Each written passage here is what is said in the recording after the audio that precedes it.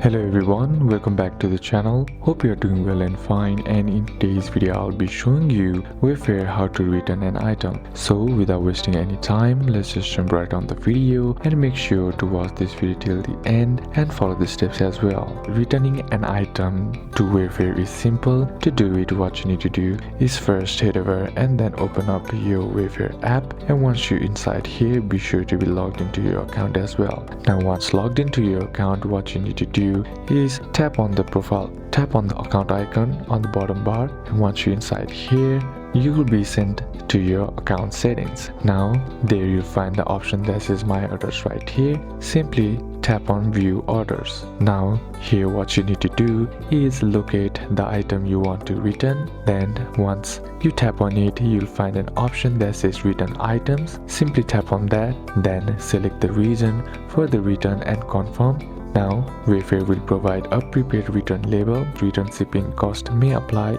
Now repack the item securely in its original packaging, then drop it off at the designated shipping carrier, that is UPS, FedEx or etc.